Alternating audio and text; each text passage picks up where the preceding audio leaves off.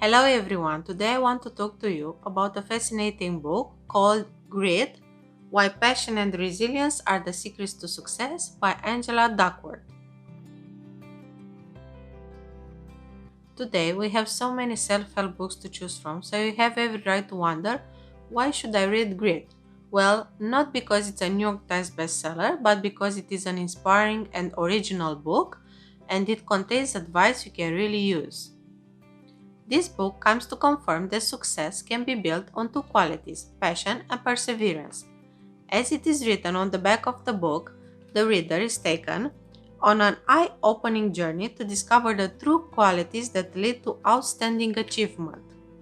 I like the way the author blended personal experience with inspiring stories and psychological research to develop strategies that anyone can use to improve his or her motivation, persistence, and dedication to a particular goal. In one word, grit. I read this book aloud to my husband as I felt it contained so many useful lessons, as it is the kind of book that has an empowering effect, one that can actually help you change your life for the better. If you think about it, this book offers a brilliant perspective. It shows that if you are a regular individual who has persistence and passion, you can become just as successful as someone who is naturally talented, so it is worth to stick with your journey and fight for your goals. I love that the author had the courage to challenge conventional wisdom. Her message is simple but powerful. We should never give up and fight to become more resilient so that we can get where we want in life. Whenever someone recommends a certain book that I should read, the first question that I ask is, what will I learn from the book? So, what will you learn from reading Grit? I think it will teach you what grit is and, most importantly, how you can use it, how to develop the basic elements of grit, which are passion and resilience, and to discover why, in some situations, grit matters more than talent.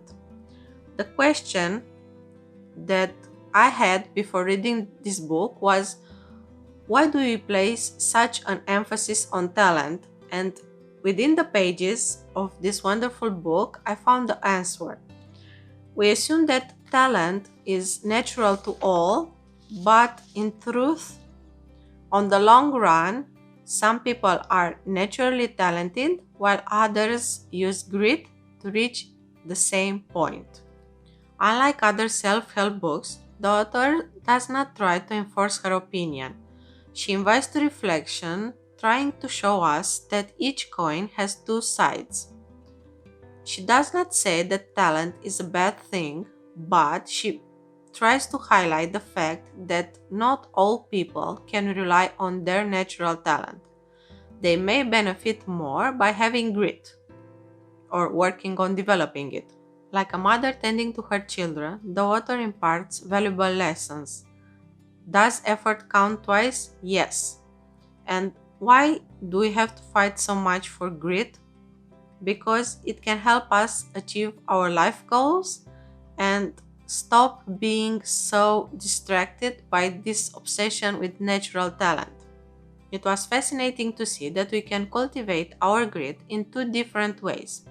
The first is from the inside out, which means that we can cultivate our interests and challenge ourselves always with a greater purpose in mind, or from the outside in, finding people who can help us become more passionate and more resilient.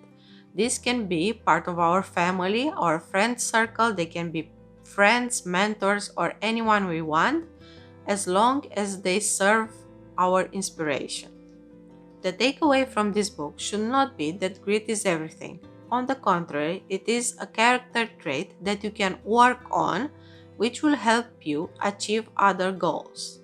At the end of the book, the author offers the perfect example of what grit is all about. She talks about a journalist who goes from being unemployed to winning the MacArthur Fellowship. In his application for the fellowship, the journalist describes what it means to write and how not giving up can make all the difference, and I would like to read to you exactly this part.